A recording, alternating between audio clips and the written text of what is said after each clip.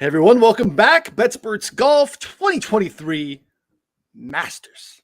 I cannot wait, Andy. We are here, highly anticipated, obviously every year, but no year more so than this, with all of the live drama and reuniting everyone on the course together. We got changes to the course. It is just all we want it to be. I'm fired up. How are we doing? Yeah, that's been a big part of what the media's covered so far. The two biggest stories feel like, hey, live guys are here. It's the awkward, it's the awkward Thanksgiving where your cousin, brings a boyfriend that your racist uncle isn't going to approve of, and somebody else is pregnant and they're not married yet, and grandma's going to be pissed. It's like the family dynamic where everybody knows, like, oh God, this is just like, you can't not go. We have to go. It's Thanksgiving, guys. But like, there's just gonna be this weirdness. There's gonna be awkwardness. Apparently, it's not with everyone, and you're getting like, I don't know, you're getting differing opinions on it. It seems like just like fucking people like, oh no, people don't like Patrick Reed because no, people just don't like Patrick Reed. Correct. Like, right. Patrick Reed is just not someone who got along with anyone. So I mean, a lot of it comes down to that. I think people still enjoy talking to Cam, and I think Phil and Reed and a few other guys maybe rub people the wrong way, but for the most part, I think it's overblown. And I think just from a long view of where live ends up, I think the fact that there are 5 live golfers that have green jackets in their closet, and the Masters are just, I can't say this like I'm Fred Ridley, and I he texted me this morning, but I don't feel like they're ever going to say, hey, you did this thing, join this other league, so you can't come back here anymore. It's like, nah, man. It's always been, you win a jacket, you're back forever. So the fact that they are at least 5 guys that are going to be invited for the foreseeable future until they get too old, and we'll see how OWGR turns out. It's just kind of going to turn into a really easy opening for the Open, the U.S. Open, and the PGA to be like, we're going to still invite former winners like Brooksy. We're still going to invite this guy or that guy because they're high enough in the rankings. And it still meets up with the criteria and whatnot. So it is one of those things where I think we see some sort of resolution within the next year or two, where there's some sort of, hey, we're working together on this now. All we need is you guys to just have Greg kind of step out of the limelight. Greg falls in that same category with Reed and maybe even Lefty a little, where it's like, God, nobody likes him. Do we have to bring him along? So, yeah, no one liked Sergio really before he left, right?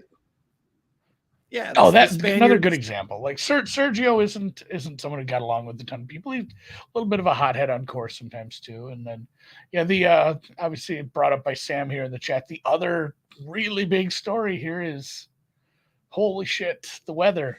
Yeah. And it's funny because Holt says, oh my God, it's Masters weekend on Easter weekend.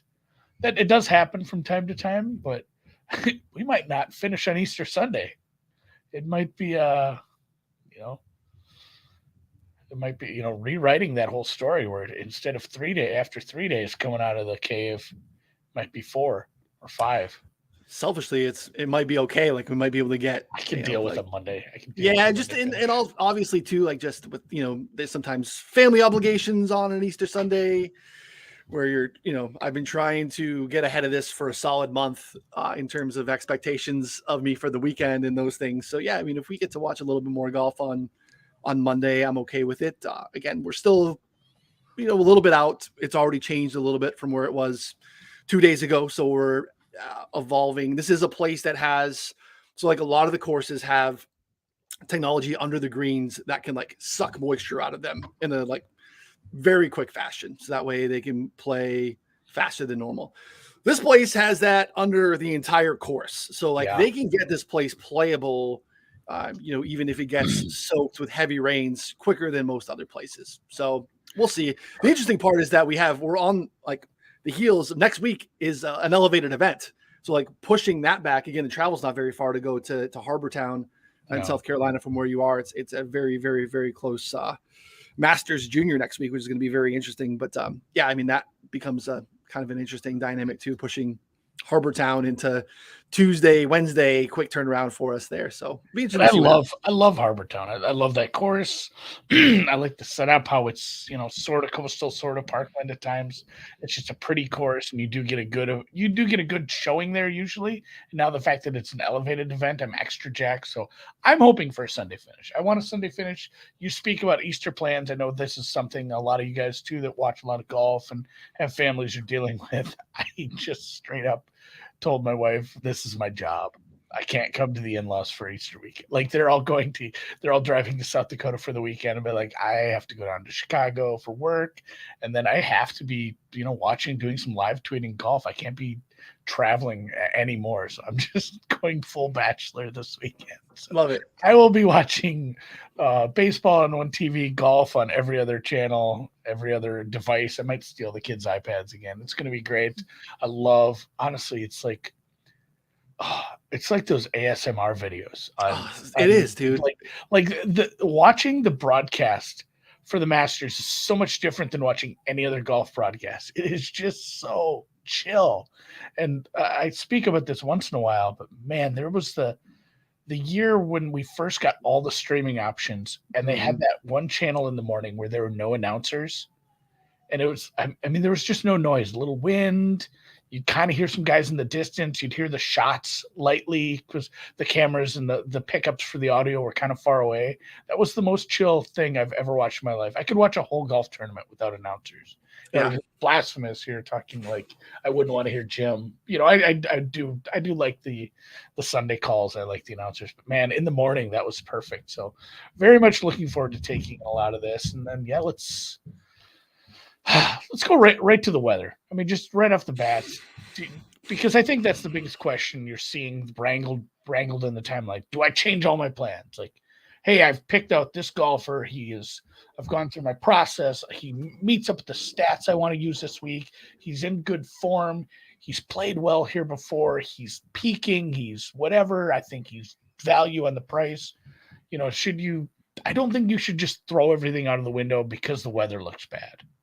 It's super hard to just say, oh, hey, we have to completely shift everything and go to who are. It's not horse racing where we gotta go with the mudders because this guy's never. It's a horse from Abu Dhabi who's never seen rain before, and it's going to be muddy in Kentucky.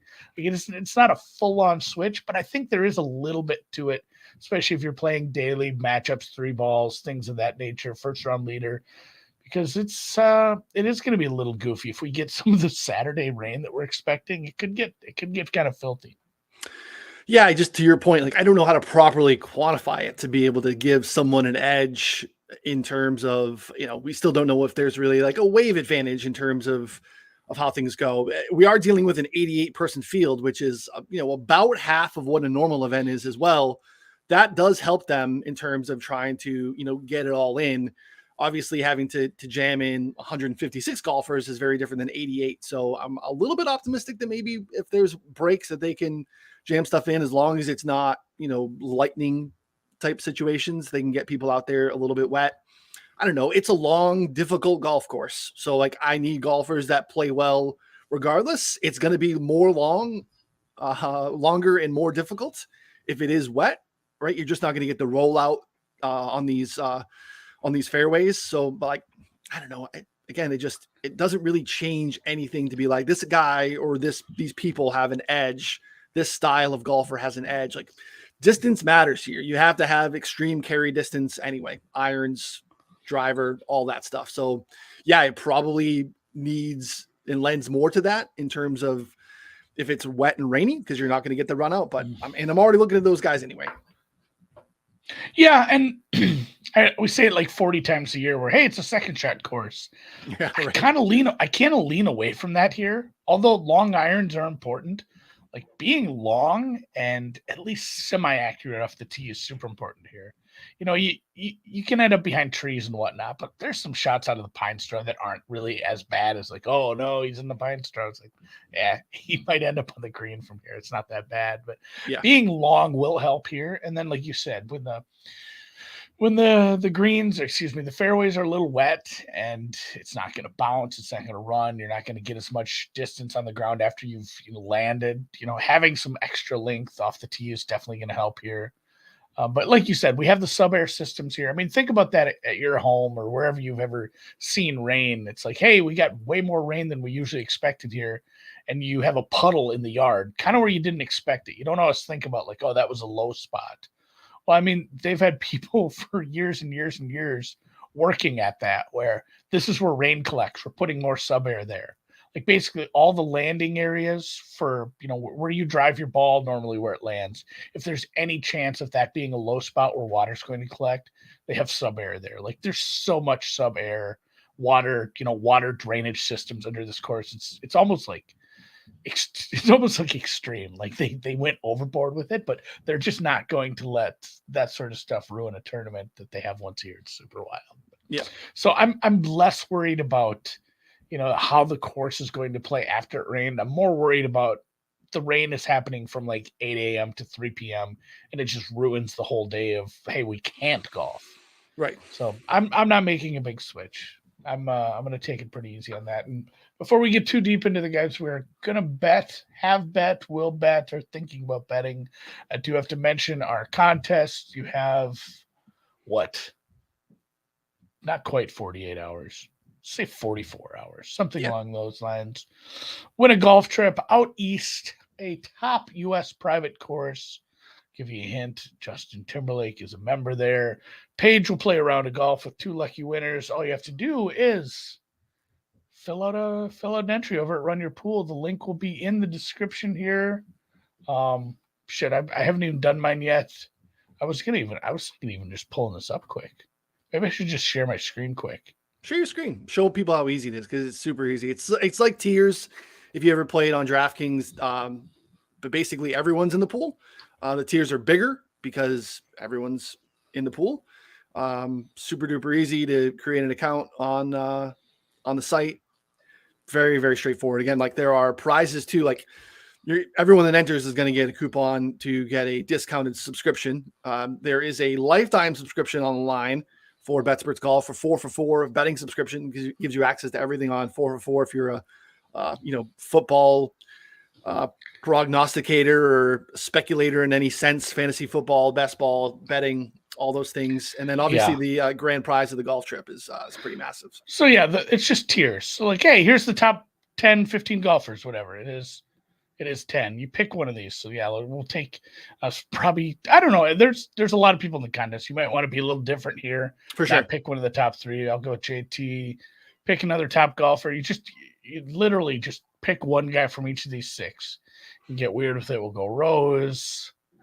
We'll go, give me a live guy for once. We'll go Answer, my guy Taylor Gooch. And then you have everybody else, which is, don't go scrolling too far down here. Do not pick Sandy Lyle, Larry Mize, something like that. Don't get too weird. Maybe stick in this section like here. I'll go with my guy, another guy. And then you do have to put a tie break in. Little note on tie break. This is the final score. So somewhere in the 270s is going to be a good guess. Yeah. If we go 10 under, it's what, 278? Something along those lines. So maybe I'll go 277 here. Boom. I'm entered just like that. So my entry is in. My picks have been submitted. I am in, and lucky for you, I'm ineligible to win. I can't win. I'm sure they wouldn't let me win if mine finished. So anybody who finishes better than Paige's score, and then it's those 6 guys, what their score adds up to. So anybody who finishes better than Paige is eligible to win, and we'll fly you out east, put you in a hotel, let you golf with Paige with the chaperone, because I don't trust some of you guys. I don't trust most of you guys. Yeah, I think it'll just be Reed again. Like our CEO, I think our CEO just does that. Like, I should go along as a chaperone. You just want to go golfing. That guy golfs more than any of us. So pretty easy to enter. The link will be in the show notes here. It'll be in the podcast notes as well. And then, let's actually get into some real golfing and talk about what matters here at Augusta National GC down in Augusta, Georgia. What's your thought process going into this week, differing from previous weeks, what you think are the most important stats that you're using to model out anything you're doing this week? I think it's interesting because I think more so than any other week, it's maybe not stats as much as a couple other things. I think we see historically in golf, Data Golf has great resources around this. Course history matters here more than any place else. We have not had a debutante winner since Fuzzy Zeller, I believe in '79. That was before my old ass was even born. So like we're talking a very long time for a first time person to walk on this place and win. At that time, they were forced to use the actual Augusta caddies, which is a huge advantage. Like you just don't get that anymore. So you just don't have people that come here first time. Just some people that come here and do well. Zalatoris got second in his debut here. Jordan Spieth got second in his debut. We haven't had a winner get over the hump since Fuzzy. Recent form, very, very recent. And then even like calendar year recent, you have to have had either, a win or you're really, really tasting some Sunday smoke, top fives, top tens, a few of them. So like even more so than any statistical thing, I want someone that is playing really good golf, tee to green, and has done well here, or at least been on these grounds before, more than anything. And that's like unique. Every other place we talk about, it's second shot, it's approach from this range. It's, you got to be able to scramble, and you got to have all those things here too, right? These greens are hard to hold. You talked about long iron. So they're, those things matter. You have a lot of undulation. Like you have really awkward lies here. The rough is not very penal, but like the ball's going to be above your feet. You're going to hit one 325 down the middle of the fairway, and the ball's going to be a foot and a half above your feet, just because that's how this place lays out. So a little bit of distance, as we talked about, I think matters a lot, because to your point, you got to be a little bit long. Otherwise, you're just forced to lay up, and you're not going to give yourself scoring clubs, even on the par fours here. So you're kind of a different answer, but I think those things matter a little bit, and they're a little harder to model than a typical course. No, and anyone who's checked out some of the free content over at Betsperts Golf, maybe you saw Ron likes to put this together every year. You do see some other people going down the same road. It is kind of a tournament where you can use trends. Like you said, hey, guess what? And it's almost like crossing names off a list, honestly. I mean, you've seen that. I believe Magic Joe Pita does this sort of thing, where he just says, hey, here's the guys who are left. He treats it more of a cross-off. Ron treats it more of a, hey, here's a bunch of trends that I think absolutely matter, and you get a point if you qualify for each. And then at the end, he says, here are the guys who got the most points and matched the most, and he lists them all. And last year, I think Scheffler was like 4th or 5th on that list. It's always usually somebody who's fairly high on that list that ends up winning this. So he, and his first 5 trends are all basically Masters experience. Like it's been 43 years since a debutante. So 43 of the last winners have had at least one. 24 of the last 25 made the cut at the Masters the year before they won. 22 of the last 25 finished 38th or better. 13 of the last 15 had finished 22nd or higher.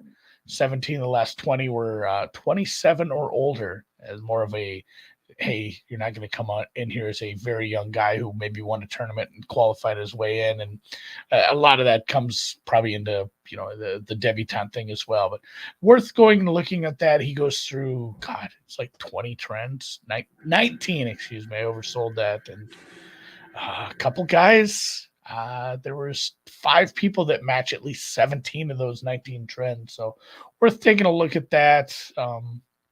It's tough because one of the guys is Hideki Matsuyama, and I know it's so hard with golf. We don't have the same kind of reporting as other sports with injuries and stuff, but I was kind of heartened. I wanted to pop his name up first because, you just said, hey, it has to be somebody with experience. It has to be somebody who knows the course, who's played well.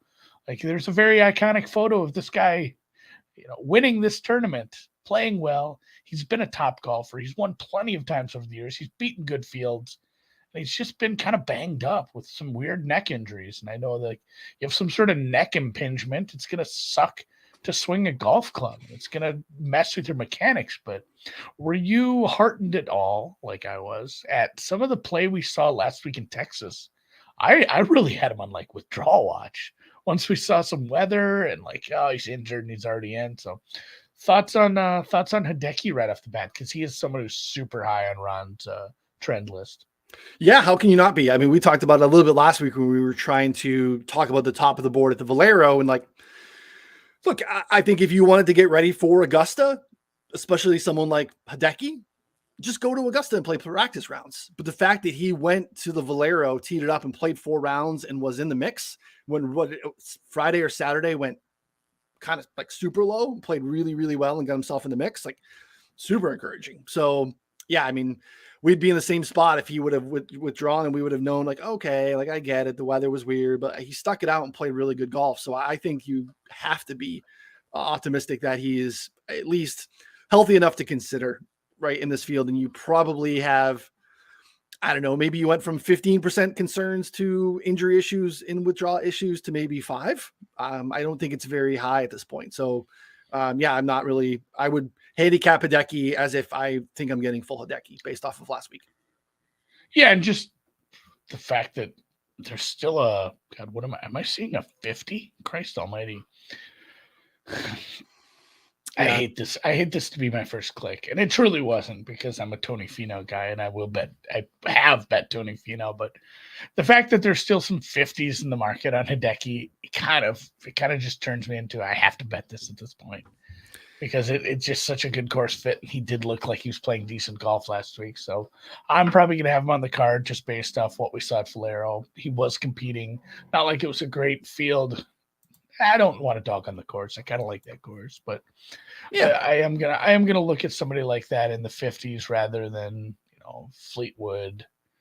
Gosh, I'm trying to look who else is kind of in that. It's varying from book to book. It varies so much. I opened 3 offshore books right now. Hideki is 30, 42, and 50. That is a wild ass difference. I feel like I have to double check. I'm looking at the right. Oh, never mind. Okay, God. I was going to say this 30. I'm not even going to tell you who it was because I'm so mad about it. So 42, 45, and 50. That was a fun market. That is the any of you, Nick Palfrey should know this. I think he bets a little across the pond stuff. Maybe I'm mistaking him with somebody else and he's just an American, but you'll see this when one of the teams in like one of the major European soccer leagues is way too good, just full OP. And you'll have the like, hey, here's who wins, Serie A without this team? Who wins, the French league without this team? Because it's just not a fun betting market once a team is like minus 5,000 to win the league at that point. So there are some no Scotty, Rory, Rahm markets. That's where I was seeing. Honestly, Hideki at 30 to 1 in that market is horrible. He's 46 on FanDuel domestics. That's the best I see. 45, it looks like, on Bet Rivers. So like there are straight up really good numbers. Like he finished top 20 here, 7 in the last 8 years.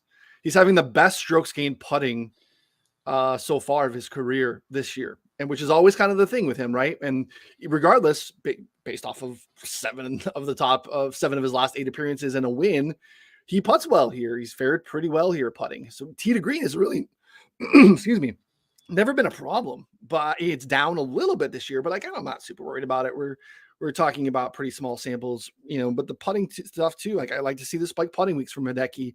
That's always what we want from a guy like that, who is just kind of nails tee to green consistently and can have these weeks where he shows up and he's better than everyone else on the greens too. And that's how you get a jacket. So yeah, 46 is a really nice number. It's a really appealing middle market, but I got to circle back to the top because I'm kind of paralyzed by it, to be honest. I took some Scotty early, but like I tied it to I didn't want to commit. I tied it to Texas to win the national championship. So like, those Scotty numbers have dipped down even from there. Scotty basically has moved to the favorite in most spots. He is basically 7 across the board. Chris has him at 8. There are some 650s there. Rory right around there too, for the most part. He's actually the favorite comfortably on Chris, which I think is interesting. And then Jon Rahm is a guy that a month ago felt unbeatable, and just has a couple a withdrawal because he's sick, and then we know match play is so volatile anyway. All of a sudden Rahm has kind of gone into his own tier a little bit. He's basically 950 in most spots. I want to fire at the top, Andy. I can't make up my mind. In the last 24 hours, I've definitely had cases for all of them. Scotty feels like the best fit. You obviously won here last year. Rory and Rahm have had kind of like, I don't know, like Xander type finishes where like you look like, oh shit, like great finishes, top 5. They were really never in it at any point. Even Rory last year, solo second, but like he went berserk on Sunday. Cam kind of fell off, and Rory was never really in contention here, even though he was solo second. So we know the story around Rory. Needs the career Grand Slam. I know I'm not going to get a Rory endorsement from you, but how are you talking about like the top of the board? Do you want to fire there at all? And also I'm asking these guys in the chat too, where are you seeing live markets? Like I have been looking for that. Bovada Bodog has had like top live guy. Yeah, top live golfer, similar to like top nationality. Maybe it's just not up yet. I will be getting into those. I love Neiman in that market, you guys. Like because Smith and DJ will be a little overpriced at that point. Like for sure, I'm Neiman. Yeah, maybe Abe, but Neiman probably would be my top choice there, depending on price. As always, price dependent. I brought up the Neiman thing last week on the show because when we were heading into Orlando, Neiman had the same price in the outright market as DJ and Cam. They were all 12-1. But then when you looked at early markets for the Masters, there's a huge discrepancy. And I get that Neiman doesn't have the course history. Like DJ is one here. Cam obviously was great finishes in years past, almost won last year. So it's very different. And we know course history matters, but like Neiman has actually played pretty well in like full field events on DP World Tour or the Asian Tour when they've had to go do that stuff. Like I'm interested in Neiman. Played pretty well in front of a big group last year with Tiger in the opening rounds. Like, so that matters to me a little bit. Like it wasn't too big. He won at Riv, that's a big boy course, big boy fields. Like, so yeah, Neiman is the guy that is interesting to me in the live market. So sorry to interrupt you. No, God, maybe it's in our groups here. This is bogey free. Now I'm like stuck on this live thing. Top amateur is a fun one too, but boy, the way Gordon Sargent looks, probably 100%. He is. Honestly, that even at plus 120, I might make that bet. He just looks so good right now. That guy. I hadn't seen it. Plus, okay, I bet it at plus 120 yesterday. I hadn't seen it yet. I figured somewhere around even money for him. He's just kind of a heads and tails above everyone else right now. And for live golfer, it looks like DJ Cam 4-5-1, Brooks 6-1, and then Neiman 9-1 ahead of Reed. We talked into Neiman, Reed, maybe Answer at 16. I have no idea what to do with Bryson, which is interesting because I was just about to bring up Jon Rahm. I feel like I'm going to say something stupid and say he does not have the temperament for majors. Like he just ends up, he's top 4 at every major. He's won one. And it feels like it's just his level of golf that he plays just takes him there. But sometimes the temperament, the mentalness, he still is a little bit worked up sometimes. And that matters late in those. And the one he won, I just had to go check because I didn't want to say like he was handed it. And no, Louis went OB on 17. Yeah, I didn't want to, and then go find out he actually shot like a 64, and I didn't remember. He shot a 67 in the final round of the U.S. Open. He won, but like Louis handed him that for sure. And like Bryson played 3 really good rounds, and then just go look at Bryson's final round in that one. Oh, I remember. Like, yeah, he has like a double, a triple, and a quadruple in a row or something. Yeah. It was wild. So like, I don't want to shit talk Jon Rahm. He's one of the best golfers in the entire world, but I am hesitant to bet him to win majors at the prices you have to bet him at majors. Rory's price is ridiculous. At Chris, it's down to plus 675 again. I will be betting Scotty Scheffler at 8-1. I'm not going to tie it with anything. I'm just going to put more on it. Just going to bet like a full unit on this because honestly, like I can't get anything close to like, hey, there should be this tier above everyone, and Scotty should be at the head of it. That's what my numbers say. So I hate betting a favorite, but it's the Masters. Often good golfers win great tournaments. Great golfers win at places like this. So Scotty and Hideki, kind of a weird pair to start with so far. And yeah, Jon Rahm won't be on a lot of my cards. He'll win events, and I'll be mad about it. And that's a good shot. Seeing a plus 180 on Sargent, that's probably a look too. Yeah. So Sargent, real quick, Sam in the chat mentioning Sargent. So Sargent is, so in terms of how they get invitations, you typically have to wear, there's a handful of like amateur events that you have to win to qualify for.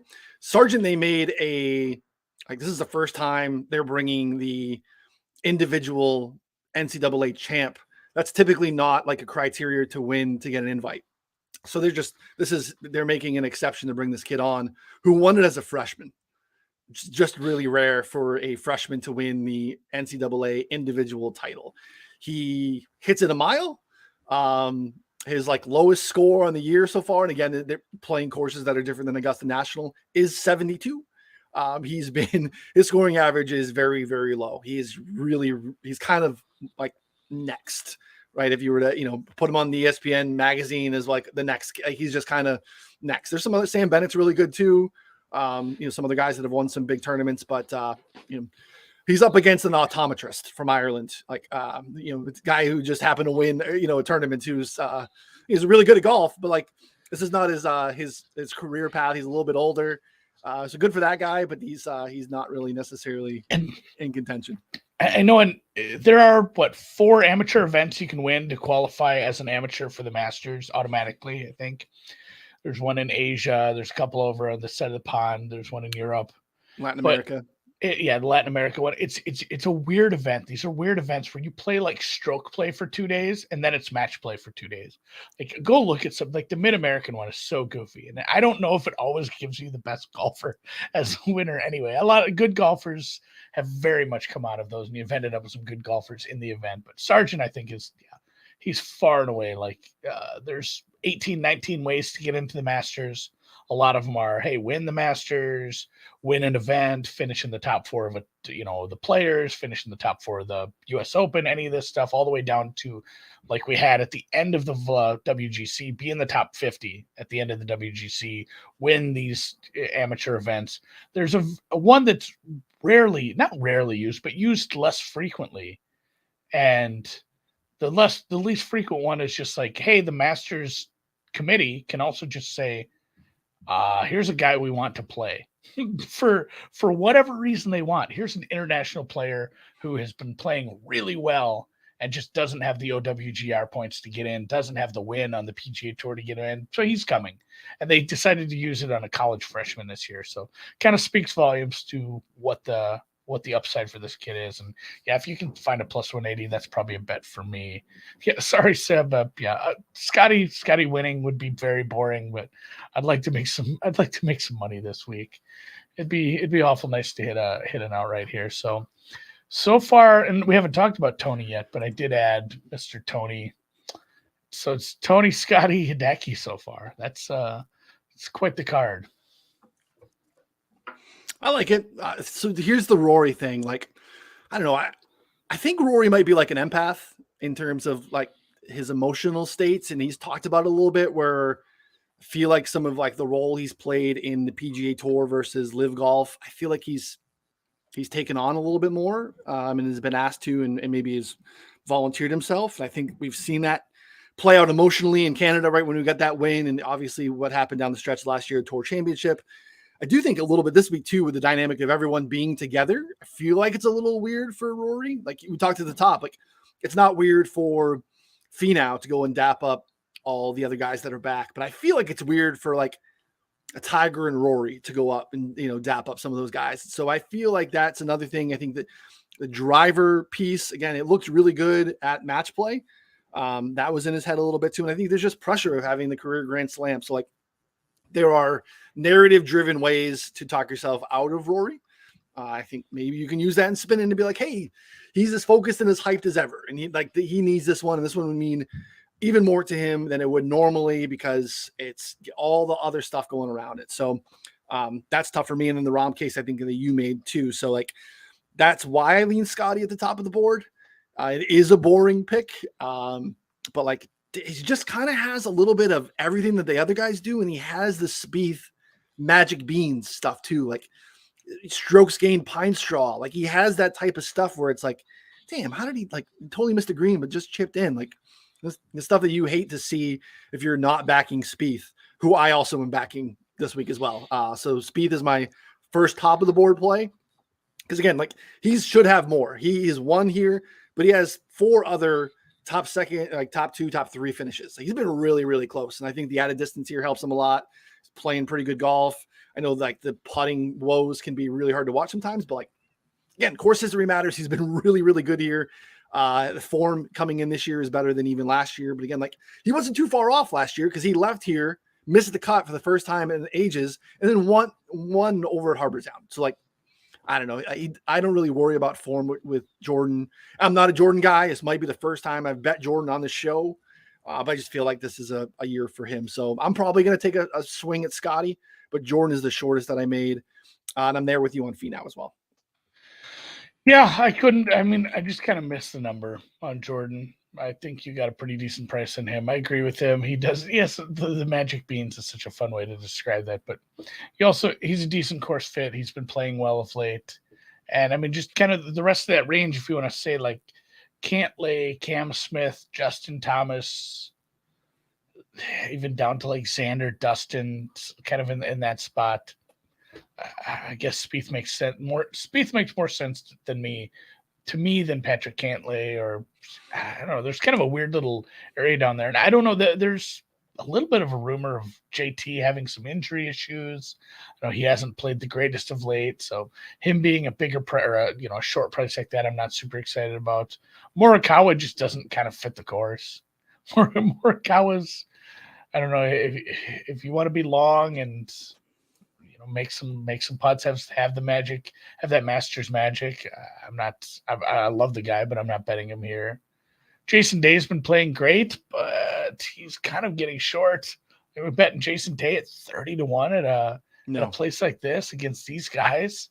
I love him to death. I might have a J Day top 10, something like that, but I can't bet him at this price. And I know, I'm shit talking the price and then saying I'll take a derivative, but again, I'll have to go look at what the prices are. So yeah, Finau in the 25 range is kind of all I'm stuck on.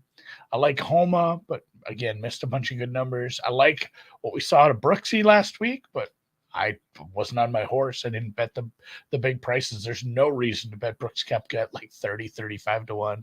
If you want somebody in that range, go bet Sam Burns. Yeah, you make some good points here. I mean, the Morikawa thing is interesting. Decent here last year because he talked about how first couple times here, he thought he had to play a draw and then went back to his natural cut, and that worked out pretty well for him. So it's a little too short. I was thinking we would maybe you get a 30 on Chris. There's no 30s on the domestics. I thought that would have been interesting. JT as well. Like, man, I definitely thought we'd get a longer JT number, and I would have had to make a decision. But like 20 is not a decision for me on JT currently with how he's playing. He played well here, but like just the recent form hasn't been great. The putter's been really bad.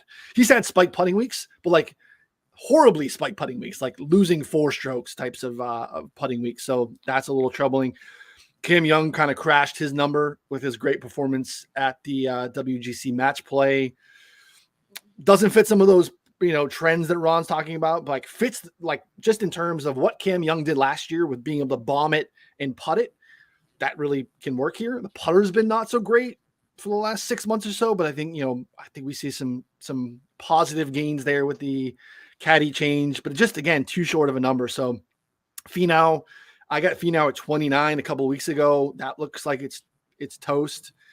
Just he's been playing so well. He fits everything here. He's long. The putting, like last year coming into this event, he was 147th out of 150 in strokes gained putting over the 6 months previous. Terrible. He's 15th now in the last 6 months heading into this. Like he's made massive strides. And what happened is he won 3 events between last year's Masters and this year. So like the Finau can't close thing, I feel like we're kind of through that as well. So yeah, I like that you're on Finau with me there. Just kind of. Do you remember when he broke his? It wasn't like broke his maiden, but he hadn't won for the longest time. Then finally got one done. It was on a Monday, guys. I remember it was like 2 years ago now. And then he had a nice little summer. But I feel like the breakthrough was a Monday finish, wasn't it? Okay. Yeah, I don't remember, but yeah, I'm gonna have to go back and look. I do remember him winning on a Monday, and then obviously he looked really good at the 3M? God, that got dicey too. He hit the backboard on 17, and we thought we were gonna see some Tony anti-magic at that point. But yeah, Finau 25 or better. I think he's playing just as well as the big guys right now. So I like him. And then it's just kind of a mess. And where would you draw the line? I do see some people betting some long shots, and I guess we've had our Danny Willets, but I really feel like once you get to like 60, 70, you kind of have to stop firing and start looking at guys as, hey, I like this long shot. You know what? I'm just going to bet him to make the cut, or, bet him top 40, something a little less risky. It's not far down for me. It's not very far. Low risk, far. low reward. The only guys I could be talked into, and like, again, I'm not betting Minwoo Lee to win this. I like Minwoo Lee this week. I just can't justify betting a number on him. No. I love Justin Rose at this point too. I'm going to use him in DFS, depending on ownership, a few things, but even at 80, I'm not betting Justin. The only one I almost did talk myself into down in that level was Patrick Reed. just because I'm a sicko, and he played so well at times over in Europe. It's like, man, this guy's won here. Like, this course is such a good fit for him. He doesn't give a shit. Like, nobody can get in his head. His brain is broken already anyway. He practiced by himself yesterday. Yeah, like everybody else is off in some unbelievable foursome where they're playing. It's like Tiger and Tom Kim, and then you end up with Patrick Reed just rolling solo on Augusta, just being alone with his thoughts, which is, I don't know. So it's funny too. It's the media, fucking liberal media, but there's a lot of guys who go play solo rounds at Augusta for sure. But they absolutely focused on Patrick Reed doing it because nobody likes him. Thought about them, but again, I'm not betting Neiman, Reed, some of those guys at that number to win this thing. I will bet them, top 20, something like that, if I want to get involved with those guys. Yeah, you have access to better Rose and Neiman numbers than I do, and those are kind of be where I'd be at. I'm with you on Rose. Like, I don't want to bet him to win. I feel very comfortable betting a finishing position bet on him. He's been really good here. He's been really good this year. But 80 is significantly higher than anything that I have access to, which is what's on Chris. Neiman, the same thing. I already made the case. Is I think Neiman, the way to do that is get close to 10-1 on the live market. And finishing top position South American. Yeah, there are other ways to do it. He's gonna be slight favorite there. There's a third South American, and I mean, it's just a name I'm not super familiar with. Well, is it the Oliveira? Yeah, I think he's like 17. I think. Yeah. Mateo Fernandez de Oliveira. So there are three South Americans. If you want to bet Neiman top South American, like -110, something like that, I could do something like that. But yeah, I'm not betting him. Minwoo Lee, I don't know how you handle. I think, like you said, it might be a positional thing. If you think Jason Day is a little overvalued, maybe there's a bet to be made there. Two guys I want to get your take on. I gotta find that now. Groups. What do we do with Will Zalatoris? What number would you be interested in? I guess I would say with Will Zalatoris, because it hasn't been that bad. It really hasn't. And even actually some of this putting metrics will show you that he's been a significantly improved putter, and now has played here twice, has a second and a sixth. We saw the putt.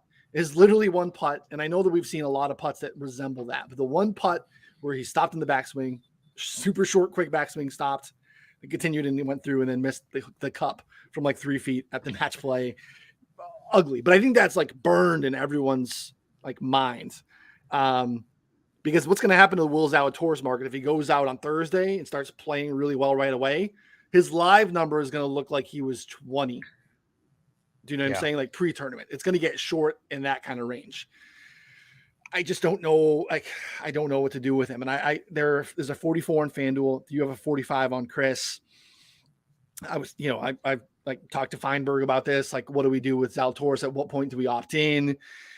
50 was the number. I don't think we're going to get a 50. None of the bonuses that come out are worthwhile. It's like, what do we do with Zalatoris, who is just kind of fits tee to green, everything that we want here?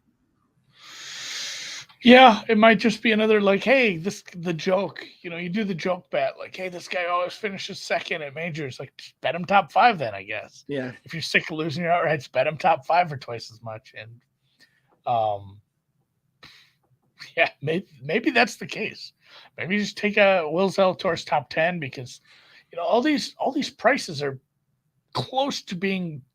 They call them derivatives for a reason. It's derivative of their price to win outright.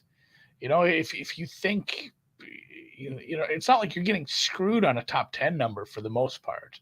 Yeah. I think, I will say that it's a little different here. It's a separate market. And yeah, if it takes a lot of action, it won't be exactly linear with the, if you have your outright and then you have your top 5, top 10, top 20, and one of those takes a shitload of action, it's going to fall off that it's not going to be quite as linear from one price through the rest of them at the same point. But for the most part, it's close. And I think that's probably where I'm at. I don't want to bet him to win. I'd need a 60, I think. Yeah, so okay. I'm going to look at some top 10 pricing. I'm going to look at some, maybe some outright some matchup. But yeah, I have an 8-year-old that has a lot more confidence in his backstroke putting. Like, I've never seen him stop halfway through. He just goes back and hits it forward. I mean, he hits it hard as piss, and if the pole doesn't stop it, it's going off the other side half the time. But at least he's got some confidence in it. So, yeah, golf's a very mental game. It's very weird, but boy, correct. He cranks it up for tough events. I don't want to not have some sort of exposure to him, even if it's just DFS at this point. The other guy is Victor Hovland, who has played some really good golf of late. Is played fairly well here, even though people will tell you, and I do think it matters. Around the green game is a thing here. He has chipped fairly well at majors in his career, which is again a small sample size, but we've seen spiked short game from Hovland. What do we do with Hovland? I wish the number was a little bit longer. A lot of smart people betting it. You got a 45 available at Chris, which is why I'm asking, because that is a number that if I had domestically, I would fire at. But everything else I have here is like 33, 35. But at 45. Yeah, I have a pin in a few guys where it's like I'm close to betting this, and Hovland's at the top of the list, mostly because it is a 45. It's close for me. It might be just, I think it's going to get downgraded to I'm going to take a Victor Hovland top 20 or something at this point. I think there's a few guys I like, and I'm just at a spot here where I don't want to have a bunch of outrights for it's like, hey, I think this is good value, and I think he plays well here, and I just can't picture him winning. Whereas, hey, maybe I just take Hovland like plus 175 to top 20 instead. I think that's where I'm at. Hovland and Zalatoris are going to be very similar top 20. What am I looking at? Top 20 first round? Why are there so many? I'm about to bitch about markets. Why are there so many markets? Zal. First of all, FanDuel has top 20 first round markets that seem really off. Which I'm very interested in once we get a little bit more weather and a little bit more, in terms of like waves and stuff like that. So I'm with you. That's interesting too. If you are a first round leader player, if you like that market, if you like to chase weather advantages and stuff, the fact that we do have extra markets up this week, and one of them is going to be, finishing position first round only, there's going to probably be some plus EV bets to be made in those markets if you think you have a good grip on how the course is going to play early to late. Not a huge disparity in tee times, obviously, with only 88, but at least Aaron Wise did you the favor. You don't have to bet him top 40 this week. Get well, hopefully he's doing well. Yes. Like we just said, golf can break your brain. It's a mental game. The stress of becoming a pro is a lot, I'm guessing. So hopefully he's feeling better, gets back to it later this summer. Yeah, kind of being on the cut line and popping like 4 water balls on 18 at Sawgrass can probably jack your brain up a little bit. So so I don't typically dabble too much in first round leader markets. I do like this derivative market of it in majors. And I remember at Southern Hills last year at the PGA Championship, there was a massive first round weather wave, and I like max bet Cam Smith top 20 in the first round because he was like the best golfer in that wave by far, and was like plus money to top 20 in the first round. So like there are opportunities where you can, get some pretty nice things and, some good prices that look advantageous, especially on FanDuel early, that I have not fired at, but I want to kind of see how that evolves. So yeah, I'm with you. Like, especially when you're stabbing at the top with Scotty, it's really hard to, like, you just in terms of allocating budget, you've shot your load up there a little bit more. So like, it's hard to also dive into the guys deep down into this range where we're talking about, longer shots, where it just is not the case of what typically happens and who wins here. So I'm Spieth, Finau. I also took Homa. Did not mention Homa. I took Homa 32. People want to say, hey, look, hasn't played great here. Hasn't played great in majors. The dude's just a different golfer. If you can't tell that, like, this guy is a different golfer. Yeah, sell me the pen. He's the other one right below Hovland where I have a pin in him. 33.56 right now at Chris. I'm hovering over this number, wanting it because I've mentioned it several times on the show. I've mentioned it to other people. He is somebody you should be talked about amongst the elite right now.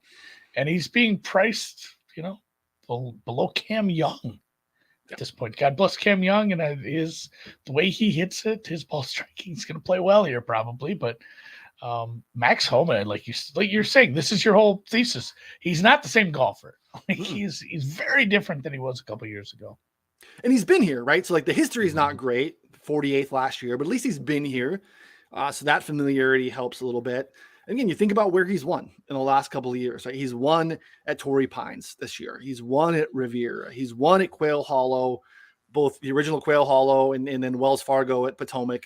Other than Potomac, which is kind of a weaker field, where he beat Keegs and Cam Young, those are all loaded fields. So like he's beat that type of field. So he's not winning.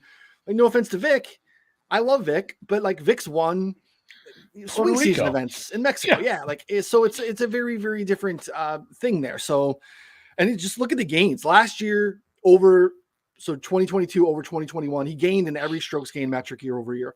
He's up this year over last year and everything except off the tee. And he's right there. So like he's up significantly on approach. He's at a distance. Other than Rahm in this top tier, he's probably one of the more stable baseline putters.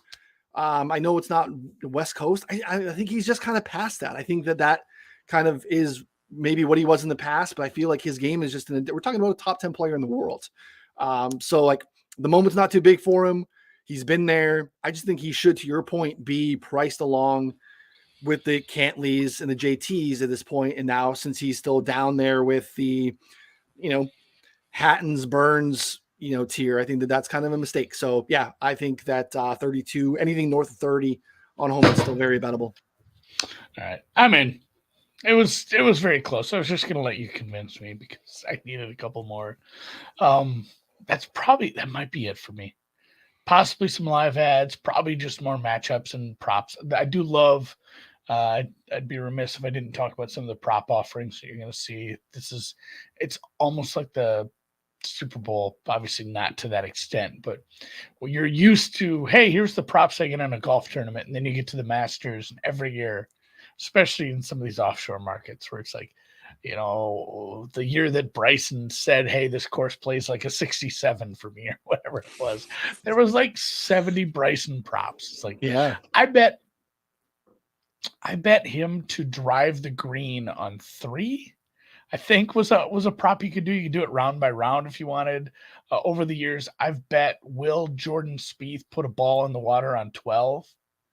After obviously after the meltdown year, that was a fun one that you can bet. Hole in one is almost unbettable now. That's something I used to bet every year. It'd be like minus 150. And the shit just happens. Like it should have been priced closer to 250 most of these times. You'll end up getting some easy ones on 6 or 16 for, and it's like minus 230 now. So I probably won't have hole in one. Maybe I'll have to look at where the pin locations traditionally are and maybe bet in a specific round. But the props are going to be fun. So dig around in that for sure. I've had some serious fun props to be bet in this one every year. Yeah, 16 on Sunday. They typically give us a nice little pin. Someone asked about the top senior market. I've seen that on Rivers. Phil is the favorite, which is Yeah, interesting. there's not a whole lot of meat left on that bone. If you want to bet anyone, it's what, Langer or no one. Yeah, so Like, Langer, I'm not going to bet Phil at that price. First off, so yeah, Phil, what did you see for the price? Minus 275 plus 275. What am I looking at? Where was? Let's look at Phil up here. Phil plus 120. Oh, okay, I thought you were saying Phil was 275. So No, sorry. Bet online, I have top senior Phil plus 115, Langer plus 350. Oh, there you go. Then you're at a point where, am I betting Fred Couples, Mike Weir, VJ, No, Olazabal, Lyle? Like, those are just unbettable at that point. no, yeah. So Langer or nothing for me. There is another Phil market if you want to get involved. There's top lefty. Only 4 lefties in the field, and your favorite. Are you gonna guess the favorite here, real quick? There. Yeah, because he's actually on my short list of guys that I think are really interesting for top 40s. Mike Weir, Brian Harman. Brian Harman is your favorite, ahead of Bubba and Phil, and then Mike Weir is 12-1, as he is 1,000 years old. Yeah, I mean Harman hasn't been playing well, but he's played really well here in the past, which I kind of like. I think he's like top 5. And it is, of course, just the way that a left-hander hits the ball. That's why my son, I made him left-handed. Like, it's just he's getting ready. He's going to play Augusta in like 10 years. We'll see. Just his chipping is garbage right now, but a left-hander can play well. I don't hate that look for a top 20, top 40 bet.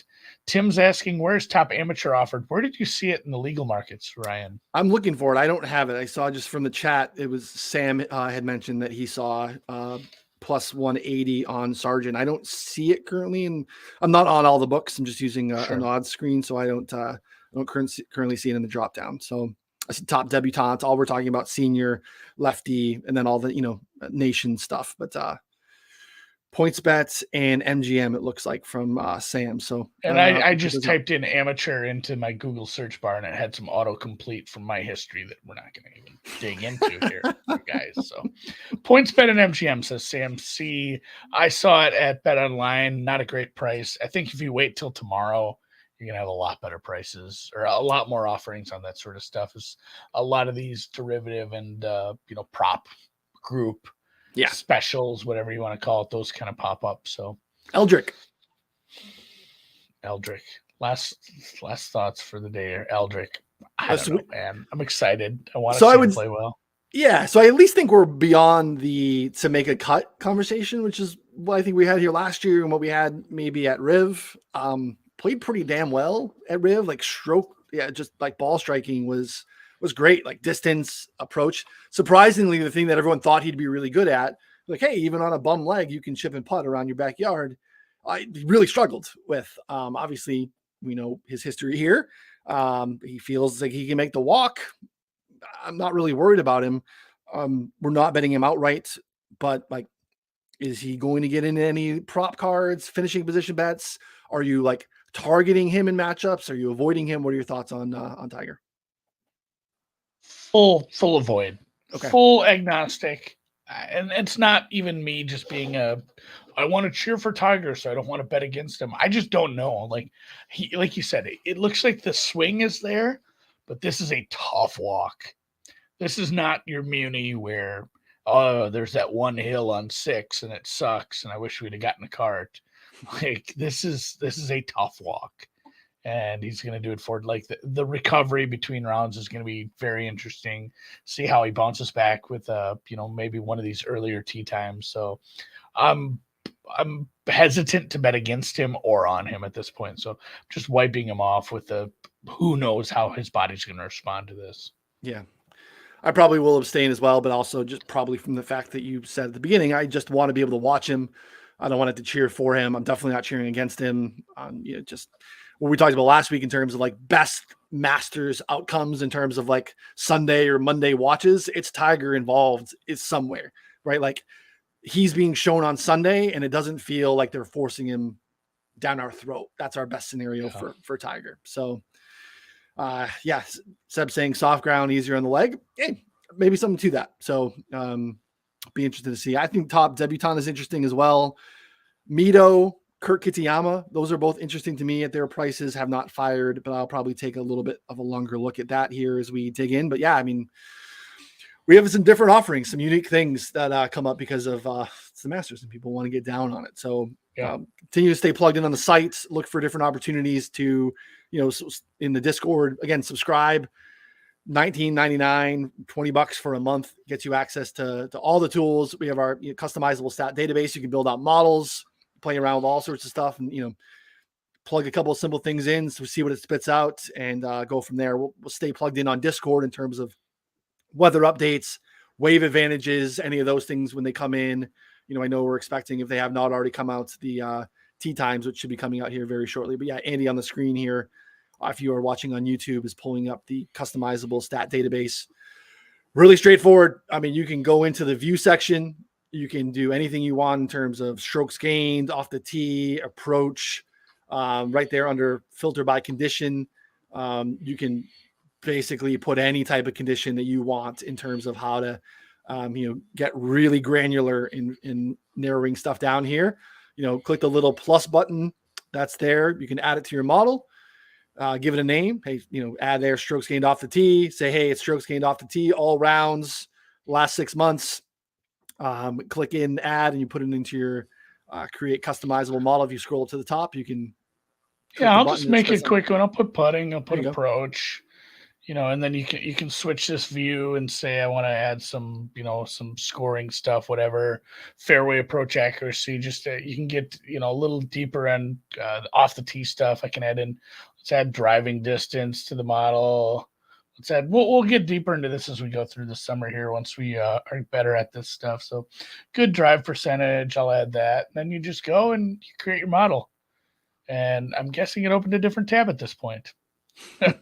Which it does not what it's not what I was sharing. So it will open another tab at that point. You give them all weightings, and you can build yourself a model. And I'll have one put together. Anyone who is a member on the site will be able to access that.